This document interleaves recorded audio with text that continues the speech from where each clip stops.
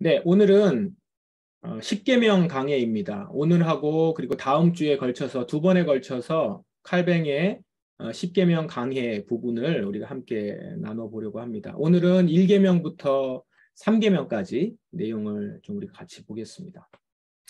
읽어가면서 우리 같이 말씀을 볼 텐데 우선 오늘 그 라틴어 초판에는 10계명 강해로 해서 10계명 내용을 곧바로 이렇게 들어가는데요. 프랑스어 초판, 그러니까 우리 평신도들에게 맞춰서 썼던 개정판이죠. 그 개정판 프랑스어 초판에는 율법에 대한 역할, 그러니까 이 십계명이 율법의 대표가 되는 건데 그 율법의 역할에 대한 부분이 지금 앞부분에 자세히 나와 있어요. 그 내용을 제가 좀 정리해 놓은 것이 있는데 강의 끝나고 제가 그거는 보내드리도록 하겠습니다. 이 부분은 같이 한번 잠깐 보도록 할게요. 앞부분 요 두 부분만 제가 한번 읽을 테니까 같이 따라와 보십시오. 각 사람의 마음에 기록되고 새겨지는 내면의 법은 우리가 율법에 대해 배워야 할 모든 것을 어느 정도는 가르쳐준다. 하지만 인간은 극심한 무지에 갇혀 있어서 이런 본성의 법으로는 하나님을 제대로 섬기며 즐거워하기가 거의 불가능하다. 각 사람의 마음에는 내면의 법이 새겨져 있다는 거예요. 그걸로 율법에서 알아야 할 내용들, 그거를 어느 정도는 우리도 알 수 있다는 거죠. 말하자면 어떤 것이 선이고 어떤 것이 악이고 하나님이 기뻐하시는 것이 어떤 것이 이런 것들을 어렴풋이 다 알 수는 있는데 문제는 우리의 인간의 극심한 무지에 갇혀서 이런 본성의 법으로는 하나님을 제대로 섬기거나 즐거워하기가 불가능하다는 거죠. 할 수 없다는 거예요. 그쪽으로 가려고 하지도 않고 거부할 뿐만 아니라 지적으로도 의지적으로도 영적으로도 그런 것들을 알 수 있는 그 능력을 상실했다라는 겁니다. 그래서 이런 우리의 조야한 이해력과 끔찍한 교만함 때문에 주님은 반드시 그분이 기록하신 법을 우리에게 선사해 주실 필요가 있다. 그래서 율법, 성문화된 율법, 글로 적어서 기록하신 법을 우리에게 선사해 주셔서 분명하게 볼 수 있도록 거부하거나 부인할 수 없도록 우리가 그걸 부정할 수 없도록 하셨다라는 겁니다. 그래서 이제 이 아래 내용을 쭉 읽어보시면 율법을 보면서 여기까지 한번 읽어봐야겠네요. 우리가 율법의 의의를 얼마나 따르고 있지 못한지를 알게 될 때 우리는 하나님의 자녀로 인정될 자격도 없거니와 우리 본연의 위치와 지위조차 누릴 자격도 없음을 인정하게 된다. 그러니까 우리가 하나님의 자비가 절실하게 필요한 처지라는 걸 알게 된다는 거예요. 인간 능력의 정도를 가늠해 보면서 우리는 그것이 율법을 성취하기에는 역부족일 뿐만 아니라 사실상 전혀 없다는 사실도 받아들이게 돼요. 우리 내면의 이 두 가지 반응은 결국 허탈감과 겸비함으로 이어지게 되면서 율법을 통해서 우리가 은혜를 구하는 자, 은혜밖에 없다라는 걸 인정할 수밖에 없는 자가 된다라는 겁니다. 자, 그런 측면으로 율법이 우리에게 주어졌다. 율법이 우리에게 그런 역할을 한다는 것을 생각하시면서 오늘 10계명 내용을 보시면 좋을 것 같아요. 오늘 10계명 강의 한편 함께 보십시다. 제가 읽으면서 우리 같이 설명도 하고 생각해 보도록 하겠습니다. 7번부터입니다. 여기서부터 읽어요. 10계명은 두 개의 돌판으로 나누어져 있었다. 첫째 돌판은 처음에 4개의 계명을 포함하고 있는데 그것은 우리가 하나님께 지고 있는 의무를 보여준다. 즉 그분을 유일한 하나님으로 인정하고 고백하며 무엇보다도 그리고 모든 다른 것에 앞서 그분을 사랑하고 영화롭게 하며 두려워하는 것, 우리의 모든 소원과 필요를 그분 안에서만 구하는 것, 항상 그분의 도움을 구하는 것이 그것이다. 둘째 돌파는 남은 6개의 계명을 포함하는데 그것은 하나님 때문에 우리의 이웃을 향하여 행해야 할 사랑의 의무를 설명하고 있다. 여기 보면 이제 2개의 돌판으로 이루어졌다 나오죠. 성경에 보면 모세가 2개의 돌판을 가지고 시내산에서 내려왔다는 장면의 이야기가 있습니다. 거기에 이제 첫째 돌판하고 둘째 돌판으로 얘기하는데 이 내용을 그냥 이렇게만 읽어보면 마치 모세가 가지고 내려온 2개 돌판에 한쪽에는 4개 계명이 또 한쪽에는 6개의 계명이 적혀 있다라고 이해할 수가 있는데 사실 이거는 약간 그 비유예요, 비유. 뭐라고 해야 되죠? 제가 정확하게 이 문법적으로 얘기하기는 좀 얘기를 잘 못하겠는데 첫째 돌판에 적혀 있고 둘째 돌판에 적혀 있다라고 하는 거는 말하자면 비유죠. 비유적으로 얘기한 것이고 이 얘기를 갖고 뭘 설명하려고 하냐면 10계명의 구조를 설명하려고 하는 거예요. 10개의 계명이 처음 4개의 계명과 다음 6개의 계명. 첫째 4개의 계명에는 하나님께 지고 있는 의무, 우리가 하나님께 지고 있는 의무고, 둘째 돌파는 우리의 이웃을 향해서 행해야 될 사랑의 의무. 그러니까 6개의 계명은 그렇게 2개의 구조로 되어 있다는 거를 그냥 첫째 돌판, 둘째 돌판으로 얘기하는 거예요. 2돌판을 가지고 내려왔으니까. 그렇게 인식할 수 있도록, 이해가 빨리 할 수 있도록 그렇게 한 거지. 성경에 그런 기록 없어요. 첫째 돌판에는 4개의 계명이, 둘째 돌판에는 6개의 계명이 포함되어 있다, 적혀 있다. 이런 말이 있는 건 아닙니다. 이걸 가지고 설명할 뿐이에요.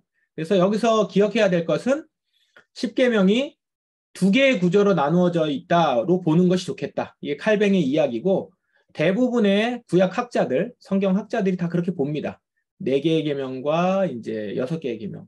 이걸 조금 더 상세하게 나누면 앞에 3개의 계명, 뒤에 6개의 계명, 그리고 중간에 제 4계명을 가운데 두고 이제 이렇게도 보기도 하는데, 어쨌든 칼뱅이 오늘 설명을 생각하시면서 보시면 돼요. 복음서 기자가 말한 것처럼 우리 주님은, 예수님이에요. 우리 주님은 율법을 2개의 주제로 요약하신다. 즉, 우리는 마음과 뜻과 힘을 다해 하나님을 사랑하고 이웃을 우리 몸처럼 사랑해야 한다는 것이다. 그러니까 하나님을 사랑하고, 이건 앞에 4계명이고, 이웃을 우리 몸처럼 사랑해야 된다. 이거는 뒤에 6개 계명이죠. 마태복음에, 누가복음에서 예수님이 말씀하셨다는 거예요.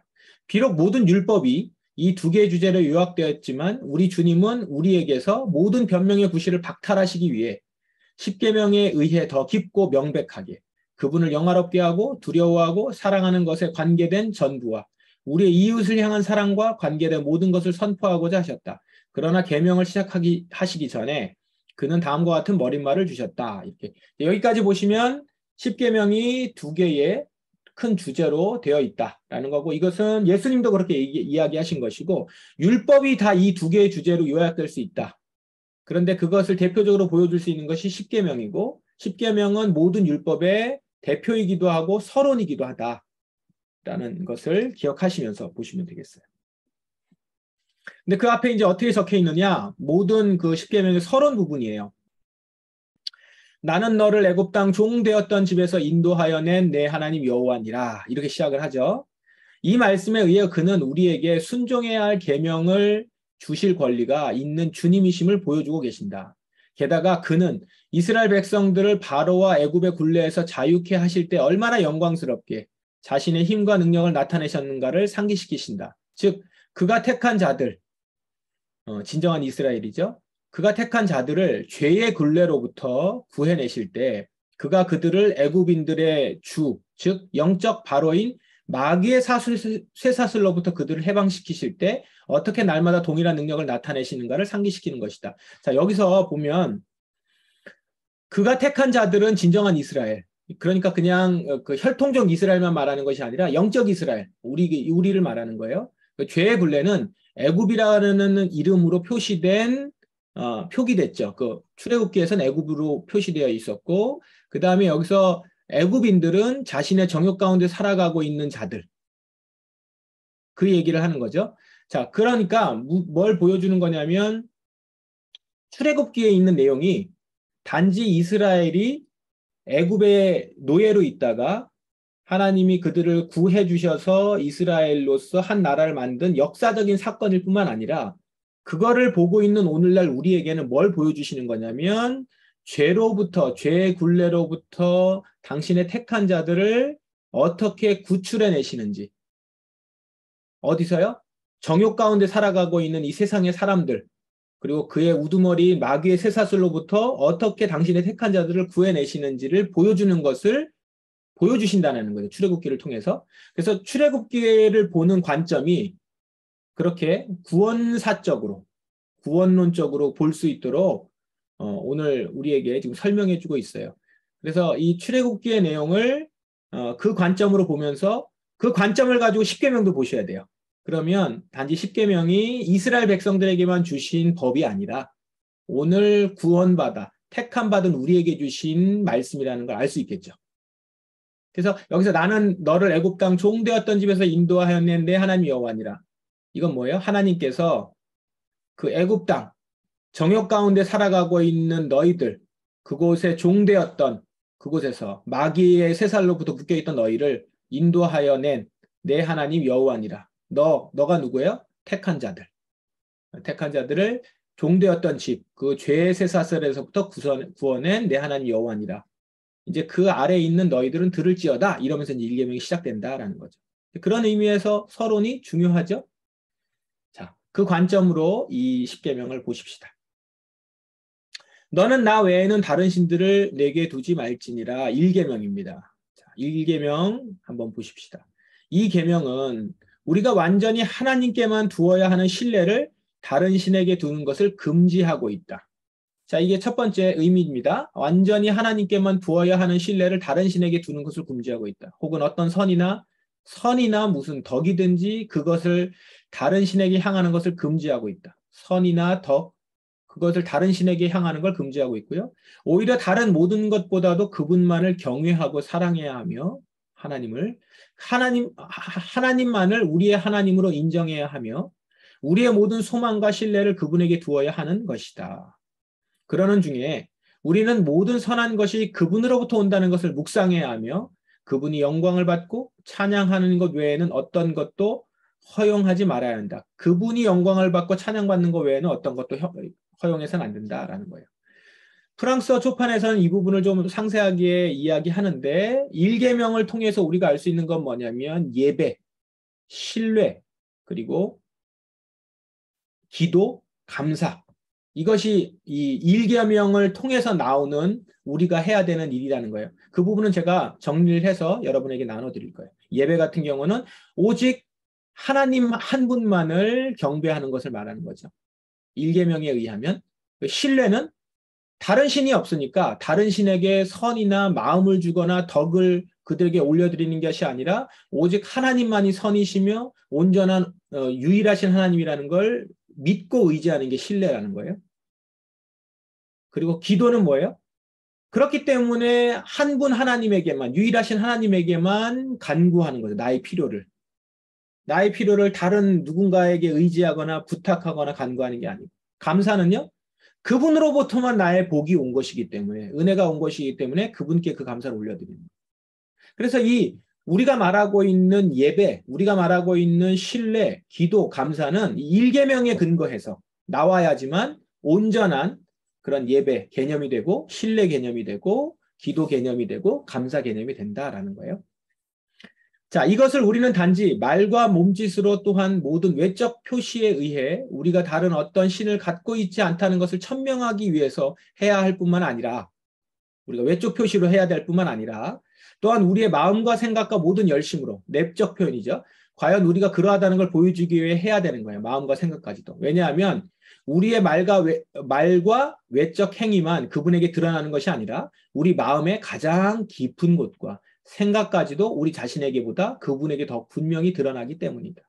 그래서 너는 나 외에 다른 신들을 내게 두지 말지니라는 겉으로 드러나는 행위에서도 그래야 되지만 속의 마음에서까지, 그러니까 마음과 뜻과 정성을 다해서 내 마음과 뜻과 힘을 다하여 내 하나님을 사랑하라라고 하는 말을 이 1계명을 통해서 우리에게 주어지고 있는 거죠. 그래, 다른 신들을 내게 두지 말라라고 하는 말의 적극적인 표현이 지금 여기 있는 내용들입니다.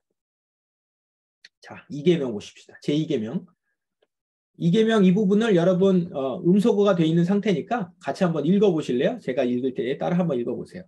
너를 위하여 새긴 우상을 만들지 말고 또 위로 하늘에 있는 것이나 아래로 땅에 있는 것이나 땅 아래 물속에 있는 것에 어떤 형상도 만들지 말며 그것들에게 절하지 말며 그것들을 섬기지 말라. 출애굽기 20장 4절부터 5절 이 말씀이네요. 자, 10번에 한번 읽어봅시다. 이것은 모든 예배와 경배를 한 분 하나님께 드려야 한다는 것이다. 그것은 불가해하며 육신이 없으며 보이지 아니하며 만물을 포용하기 때문에 아무 장소에서도 갖출 수 없다. 그렇다면 마치 어떤 형상이나 우상의 모습이 하나님을 형용하는 것처럼 하나님을 그렇게 표현할 수 있다는 상상을 하지 않도록 간절히 기도하자. 오히려 우리는 하나님을 찬양해야 하는데 그분은 영이시며 진리 안에 계신다.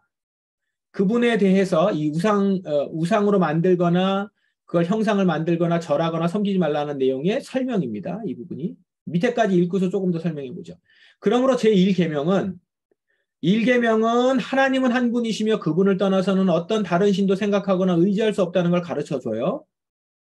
그런 다음에 이 계명은 하나님 자신이 그러한 분이며 그러한 경배에 의해 영광을 받아야 하기 때문에 이제 여기서부터 이 계명인데 우리는 그분에게 육체적인 어떤 것을 감히 부과하려 해서는 안 되며 그분을 우리의 감각의 수준으로 끌어내리려 해서는 안 됨을 가르친다.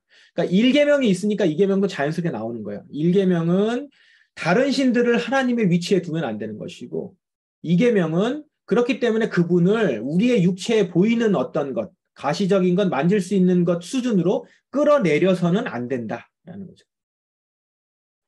마치 그가 우리의 아둔한 머리에 의해 이해될 수 있거나 어떤 형상으로 나타낼 수 있는 것처럼 말이다. 그러니까 우리의 생각에 가둬두려고 하거나 우리 생각에서 이해될 만한 수준의 하나님으로 만들어버리려고 하지 말라는 거예요. 그게 우상이라는 거죠. 우상은 이렇게 만들어서 내 눈에 보일 수 있고 만질 수 있고 이런 거죠. 그러면서 이제 뒤에 나오지만 내 생각이나 마음의 탐심들을 여기 부여해요. 그래서 나의 하나님은 이런 분이어야 해라고 이렇게 자기가 만드는 거죠. 그렇게 해서는 안 된다라는 겁니다. 구차한 변명을 가지고 옛날에 참 종교를 삼켜버렸던 저주받을 우상숭배를 옹호하려는 자들은 다음의 사실에 주목해야 한다. 그들이 주장하는 형상들은 하나님을 대신할 수 없다는 것이다. 유대인들은 금송아지를 만들기 전에 자기들을 애굽으로부터 인도해낸 분이 하나님이었다는 것을 망각할 정도로 그렇게 하나님에 대해서 잊고 있지는 않았을 것이다. 자, 이 부분은 이제 출애굽한 이스라엘 백성들이 모세가 시내산에 40일 동안 올라가 있으니까 그때를 기다리지 못하고 금송아지를 만들어서 그것을 애굽으로부터 우리를 인도해낸 하나님이다 이렇게 했다는 거예요. 그러니까 하나님을 잊어버리지는 않았다는 거예요. 이들이 그만큼 그렇게 빠르게 잊어버리진 않았다는 거예요. 우리 이방인들이 하나님은 나무나 돌 이외에 다른 어떤 것이라는 것을 이해하지 못할 정도로 무감각하지는 않았을 것이라 생각한다. 그들은 마음대로 형상을 바꾸곤 했지만 그러나 마음속에서 항상 동일한 신들이 있었다. 그리고 비록 그들이 한 신에게 많은 형상을 바쳤지만 자신들을 위해서 형상들이 있는 만큼 많은 신들을 만들지는 않았다. 게다가 그들은 매일 새로운 형상들을 만들었다. 그러나 자기들이 새로운 신들을 만들고 있다고는 생각하지 않았던 것이다. 그러니까 이들이 만든 거는 다 하나님이라고 생각했다는 거예요. 자, 이 부분을 꼭 놓치지 마시고 그렇다면 어찌된 일인가? 유대인이건 이방인이건 모든 우상 숭배자들은 하나님이란 그들의 공허한 정신이 상상해낸 꼭 그대로임을 확신하고 있었다. 이 공허함에 부패가 부과되었다. 즉 그들이 속으로 상상한 그대로 표현했던 것이다. 그러므로 정신은 우상을 상상했고 손은 그것이 출현하게 만들었다. 그러니까 정신으로 우상을 상상했고 우상을 상상한 대로 손으로 만들었다는 거예요. 그럼에도 불구하고 유대인들은 자기들이 그러한 형상을 입은 영원한 하나님, 하늘의 땅의 한 분, 참되신 주를 예배하고 있다고 생각했다. 이것만 보면 유대인들의 한 얘기를 변호하는 것 같아요. 지금 칼뱅이. 자, 계속 읽어봅시다. 한편 이방인들은 자기들 자신의 신들, 비록 엉터리이지만 그래도 자기들로서는 하늘에 살고 있다고 생각하는 신들을 경배하고 있었던 것이다. 나아가서 그들은 만일 하나님이 자신을 육체적으로 보여주시지 않으면 하나님이 그들에게 계심을 믿지 않았다. 이 맹목적인 갈망에 순응하여 그들은 표상을 만들었는데 그들은 하나님께서 이것들 가운데서 스스로 계신다고 생각했기 때문에 또한 그것들 안에 있는 하나님을 경배했다. 마침내 모든 사람들은 그들의 마음과 눈을 그것들 위에 고정시킨 채 마치 그곳에 어떤 신성한 것이 깃든 것처럼 그것들에 대해 경탄하기 시작했으며 점점 야수화되어 갔다. 과거에 그런 일이 없었으며 우리가 기억하는 한 지금도 그런 일이 없다고 주장하는 자들은 부끄러움도 없이 거짓말을 하고 있는 자들이다. 이 뭐예요? 그렇게 하나님을 만들고선 계속 그것을 우상으로 만들었는데 그걸 우상이라고 생각하지 않고 자기들은 하나님을 잘 섬긴다고 생각한다는 거죠. 지금도 우리는 그런 우상 숭배를 하고 있다라고 생각하지 않는 자들이 있다라는 거예요. 그 사람들은 뭐예요? 부끄러움도 없이 거짓말하고 있는 자들이에요. 왜냐하면 그들은 왜 이러한 것들을 앞에 서는가? 그들은 왜 기도하려 할 때 마치 하나님의 귀를 향하는 것처럼 그것들에 향하는가? 왜 그들은 심지어 전멸당하는 순간까지도 마치 그것들이 제단이나 제단불이라도 되는 것처럼 그 형상들을 지키기 위해 칼을 빼드는가? 그들은 우상을 빼앗기느니 차라리 한 분 하나님을 빼앗기는 것을 택하려 할 것이다. 그들은 우상에 하나님을 완전히 투영한 거예요. 그럼에도 불구하고 나는 그 무리들의 형편없는 실수를 일일이 나열하지 않겠다. 왜냐하면 그것은 거의 무한대의 것으로서 대부분의 사람들의 마음을 사로잡고 있기 때문이다. 나는 단지 그들이 특별히 자기 자신을 우상숭배와 무관하다고 주장하고 싶어 할 때 그들이 고백하는 것을 지적하고 있을 따름이다. 우리는 그것들을 우리의 신들이라고 부르지 않는다고 그들은 말한다. 유대인들이나 이방인들도 그것들을 그렇게 부르지는 않았고 단지 하나님의 표시와 모양이라고만 불렀을 뿐이다. 그럼에도 불구하고 선지자들과 모든 성경은 그들이 나무와 돌과 간음했다고 주저없이 고발했다. 그러니까 지금 이 앞에 있는 내용들은 그 당시, 그러니까 칼뱅이 활동하던 당시에 로마 가톨릭을 염두에 두고 지금 얘기하고 있는 거예요. 자기들은 우상숭배와 무관하다고 주장하고 하고 싶다는 거예요. 그렇게 말한다는 거예요. 그럴 때마다 칼뱅이 얘기하는 것은 유대인이나 이방인들도 그렇게 생각했다. 그러나 선지자들은 그리고 성경은 나무와 돌과 간음했다고 주저없이 고발한다는 거예요. 우상숭배라는 거죠. 그리스도인으로서 간주되고 싶어하는 자들에 의해 매일 행해진 바로 그 일들. 말하자면 그들이 나무와 돌 속에 있는 하나님을 육체적으로 경배한 바로 그 일을 행했다는 이유 때문에 말이다. 자, 이 말이 뭐냐면 우상을 숭배하면서 이건 하나님이 아니고 다른 신이야. 이렇게 하는 우상 숭배가 아니라는 거예요. 우상을 만들어 놓고 다 유대인이든 이방인이든 그리고 지금 로마 가톨릭의 상당한 사람들은 그걸 만들어 놓고 하나님이라고 한다는 거예요. 근데 그게 자기를 속이는 거고 거짓말하는 거라는 거죠. 거기에는 마음에 투영하고 자기의 마음을 투영했고 자기의 생각 속에다 그걸 가두어 놓는 그런 우상 숭배라는 거죠. 그건 잘못된 거라는 것이고 그 프랑스어 초판에는 이 부분에 대해서 조금 더 확실히 얘기합니다. 어떤 부분을 얘기하냐면 교황제를 얘기해요. 교황제. 그러니까 로마 가톨릭의 교황의 그 교권주의를 넘어서서 교황제도와 그리고 이제 그 성자를 만들어내고 그런 어떤 많은 성물들을 막 만들어내는 모든 것들이 우상숭배라는 거예요. 우상을 숭배하는 거라는 거죠. 보이는 거기에 하나님과 신적인 어떤 것들을 투영해서 하나님 대신하게 하는 것이고 마치 하나님인 것처럼 성스럽게 만들고 하는 것. 여기 앞에 나와 있는 것처럼 공허함에다 부패가 부과돼요. 그들이 속으로 상상했던 것들을 표현한 것이고 그러면서 정신은 우상을 상상했고 손은 그것이 출현하게 만들었어. 단지 그냥 성물을 만든 것뿐만 아니라 어떤 제도화시켜서 한 사람을 그리고 어떤 대상을 그렇게 우상으로 만들어버렸다. 이걸 지적하고 있어요. 자, 그 부분을 염두에 두면서 보시면 이 얘기가 조금 더 이해가 될 것이고 그 시각을 가지고 오늘날에도 한번 생각해 보시면 우리에게 있어서는 우상이 어떤 것인가? 우상화된 것이 어떤 것인가? 우상화라는 것이 그냥 이렇게 보이는 어떤 신적 존재뿐만 아니라 내 손으로 만져질 수 있고 그것에서가 내 마음을 투영해서 거기에 신적인 어떤 그 경배의 대상으로 그것을 보게 되거나 숭배의 대상으로 의지하게 됐을 때 그것이 바로 우상이 되는 것인데 그런 것이 무엇이 있을까 한번 생각해 보십시오. 11번 요건 좀 다른 또 얘기예요. 최종적 핑계는 형상들을 교육받지 못한 자들의 책들이라고 부르는 것이다. 이제 로마 가톨릭이 그렇게 부른다는 거예요. 형상들이 뭐예요? 그 교회에 가면 로마 가톨릭 교회에 가면 많은 성상들이 있단 말이에요. 그리고 또한 이렇게 스테인드 글라스 이렇게 붙여놓는 어떤 그 그림들 그리고 성화 이런 것들이 있는데 여기에 보면 이걸 뭐라고 하냐면 교육받지 못한 자들의 책들 문맹률이 높았으니까 글을 읽지 못하는 자들에게 보여줄 수 있는 책들이라고 얘기한다는 거죠. 우리가 그것을 인정한다 하자. 전적으로 그건 아니지만 하여튼 인정한다 하자. 백보양보해서 이거죠. 그래도 나는 여전히 그러한 형상들이 교육받지 못한 자들에게 의인화된 신을 제시해 주는 것 외에 어떤 유익을 주는지 알 수 없다. 그건 그냥 우상화된 것 외에는 어떤 유익이 있는지 모르겠다는 거예요. 그들이 성인들에게 바치는 것들, 그것들은 가장 타락한 정욕과 간음의 본보기 외에는 무엇이겠는가?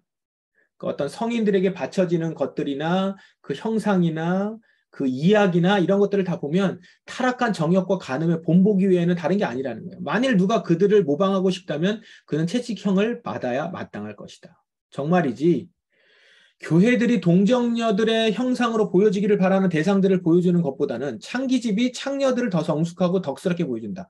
아마도 어떤 동정녀의 형상, 동정녀들의 형상을 보여주거나 바라보는 대상들을 굉장히 음란하게 그렸거나 덕스럽지 못하게 했던 것 같아요. 그러니까 차라리 창녀들을 더 덕스럽게 보인다라고 얘기하는 거죠. 그러므로 그들로 하여금 그들의 형상들을 최소한 적절한 채통을 지닌 것으로 만들게 하라.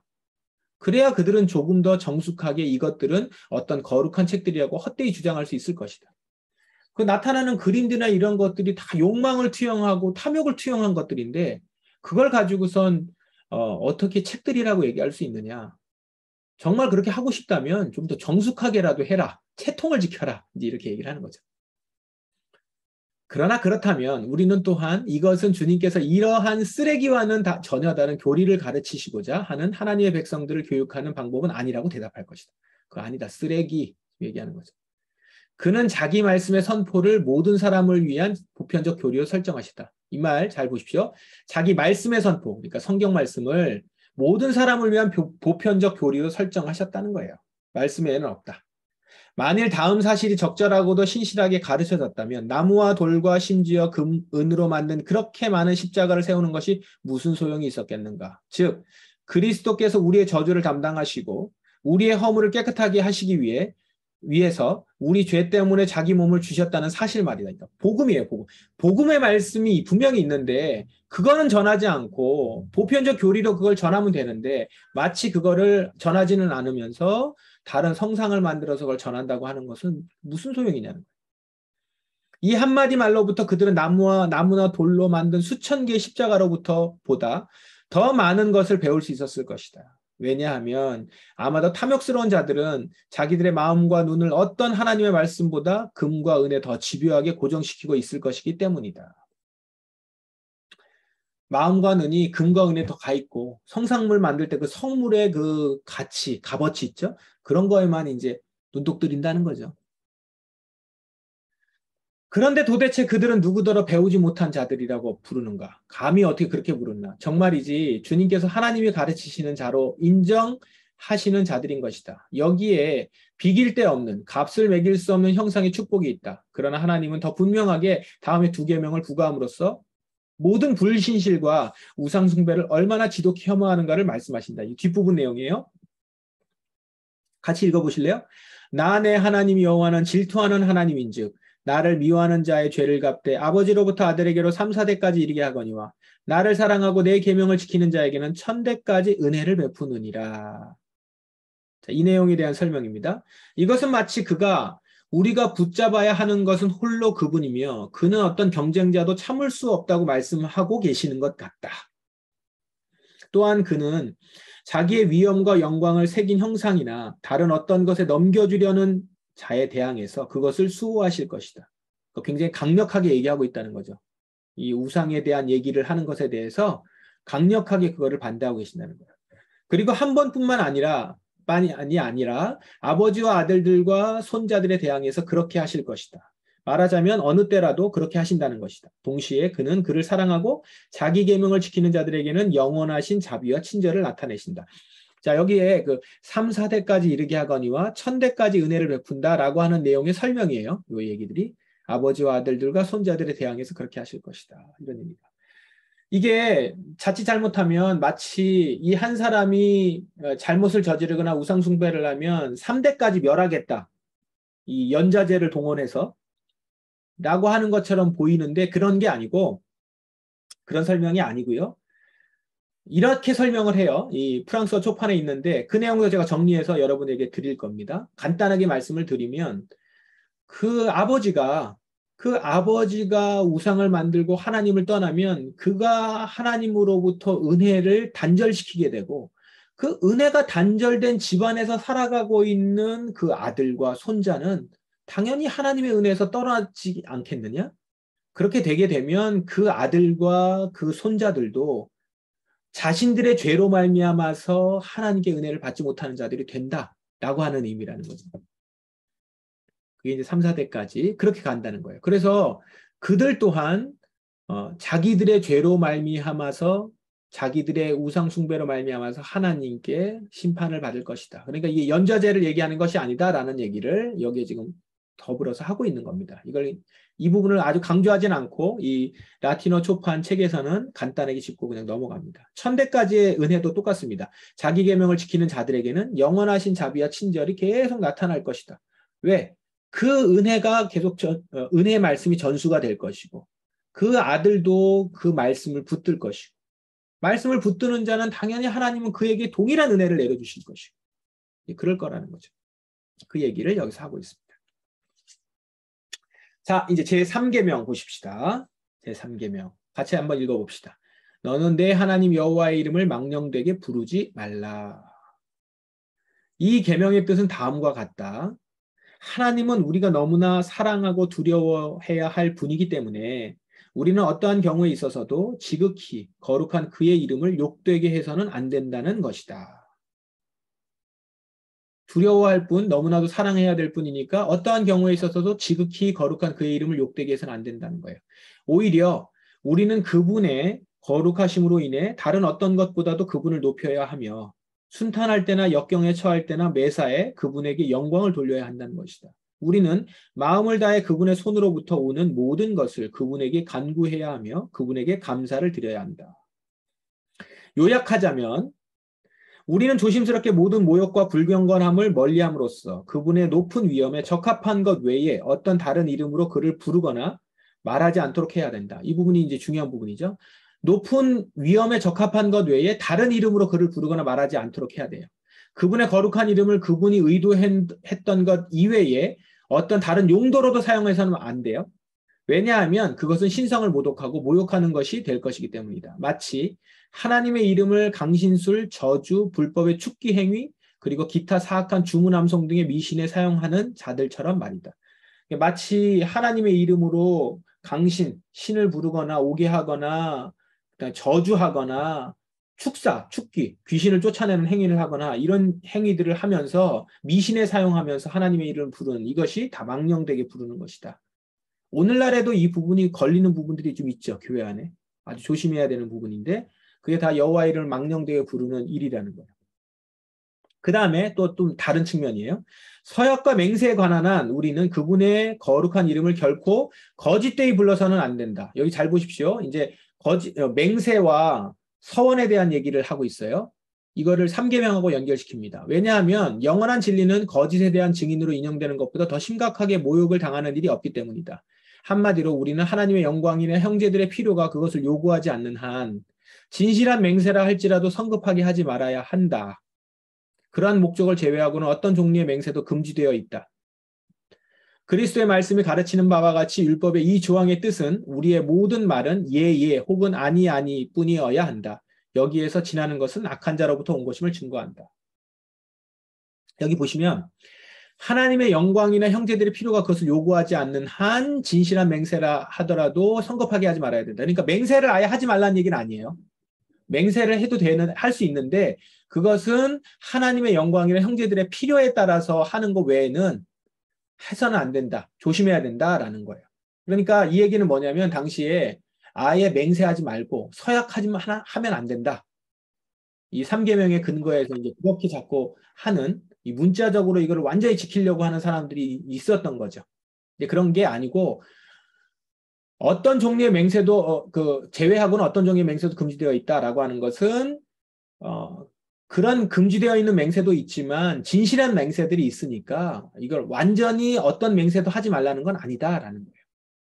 그러나 대부분의 그리스도인들은 어떻게 해야 되냐면 그냥 그 말씀에 따라서 예 혹은 아니 이건 이제 성경에 있는 대로 그게 맞으면 예 하면 되는 것이고 아니면 아니요 하는 되는 것이지 이거를 갖다가 이게 진짜 맞으니까 진짜 맞다는 걸 하나님의 이름을 빌려서 하려고 하는 것은 사실 그걸 말하고 있는 나의 인격의 문제라는 거죠. 얼마나 내 말을 믿지 못하면 다른 사람들이 믿게 하려고 다른 사람들에게 믿게 하려고 하나님의 이름까지 팔아야 되는 그런 데까지 가겠느냐 이런 말이 이제 여기 내포되어 있는 겁니다. 여기서 다음의 사실을 또한 주목해야 한다. 누구든지 자기 자신의 개인적인 성급함 때문에 어떤 맹세를 하는 것은 금지되어 있다라는 거예요. 그러니까 자기의 개인적인 일 갖고 맹세하면 안 된다. 그러나 치안 판사가 요구할 때 이제 이 부분을 해도 되는 겁니다. 맹세는 전혀 이 계명에 반하지 않는다. 왜냐하면 다른 성구에서 하나님께서는 다른 말씀에서 하나님께서는 진실에 대한 증인이 재판에 필요할 때 치안 판사에게 맹세를 지시할 권한을 주셨기 때문이다. 그러니까 판사들 어떤 일을 심판하고 판단할 때 증인들이 필요하잖아요. 증인이 필요할 때 증인들은 하나님의 이름으로 맹세하는 것을 해도 된다라는 거예요. 이게요, 오늘날 우리한테는 직접적으로 적용은 잘 안 돼요. 왜냐하면 우리는 지금 어떤 법정에 나가서 이 맹세할 때 하나님의 이름으로 맹세 안 하거든요. 적어도 우리나라는. 이 국가와 지금 교회가 분리되어 있기 때문에 그렇습니다. 이 세속 나라잖아요. 지금 세속 국가. 근데 세속 국가로 이루어진 것이 불과 몇백 년 안 되죠. 우리 교회사 클래스 통해서 봤잖아요. 그 전까지는 다 하나님의 이름으로 맹세를 했단 말이에요. 신적인 그 맹세를 가지고 선서도 하고 선언도 하고 맹세도 했죠. 근데 이제 그런 배경에 있는 사람들이 이 3계명의 근거에서 우리는 절대 맹세 못한다. 이렇게 하면 이제 사회적인 그 개념과 사회적인 정서와 반하는 것이잖아요. 그런 게 아니라는 거죠. 칼뱅은 지금 그 얘기를 하고 있는 겁니다. 그럼 조금 더 적극적으로 얘기합니다. 아니 모든 공적 맹세는 이 금지에서 면제된다. 바울이 복음의 위험을 주장하기 위해 사용했던 맹세들도 그러한 범죄에 속하는 것이다. 바울도 그랬다는 거죠. 왜냐하면 자기의 사명을 감당하고 있는 사도들은 사사로운 개인이 아니라 하나님의 공적 동들이기 때문이다. 또한 조약을 엄숙하게 하기 위해 왕들이 하는 맹세, 혹은 자기 왕의 이름으로 백성들이 하는 맹세, 이런 것 등은 사사로운 욕심에서가 아니라 공공의 선을 위해 행하는 맹세 등이기 때문에 다 그러한 범죄에 속하는 것이다 라는 겁니다. 그러므로 우리가 기억해야 하는 것은 첫 번째 사실은 맹세가 허용된 것이 정욕이나 탐욕을 위해서가 아니라 필요에 의한 것이라는 사실이다. 그러나 우리말을 확장하기 위해서 하나님의 이름을 부르는 이상과 같은 경우 외에는 하나님의 이름을 부르는 것은 금지되어 있으므로 그러한 필요가 있을 때 한해서만 그의 이름을 불러야 한다. 왜냐하면 유일하고 영원한 진리이신 그분이 진리의 유일한 증인이시며 또 그렇게 간주되는 것은 그분의 명예와 영광에 관계되기 때문이다. 그러니까 하나님의 이름을 먹칠하는 일들, 하나님의 이름을 그렇게 남용하지 말라는 거예요. 남용하지 말라. 이 부분을 여러분 기억하시면 좋을 것 같아요. 마지막으로 주님께서는 자기의 이름에 탁월한 위엄을 더 효과적으로 드러내기 위해 그 계명에 다음의 말씀을 덧붙이셨다. 여호와는 그의 이름을 망령되게 부르는 자를 죄 없다 하지 아니하리라. 이 말씀에 의해 하나님은 이 계명을 어기는 자들에게 특별한 저주를 선언하고 계시는 것이다. 굉장히 강력하게 뒷부분에 더 덧붙여서 강조하고 있다라고 지금 말씀하고 있는 거죠. 네, 여기까지 우리 3계명까지 오늘 지금 같이 보았습니다. 3계명의 10계명의 1계명, 2계명, 3계명에 담겨 있는 의미들을 칼뱅이 적어놓은 이 기독교 강요를 같이 읽으면서 그 의미를 오늘 함께 살펴보았습니다. 자, 여기까지 하고 다음 주에는 이제 4계명부터 우리 함께 보도록 하겠습니다.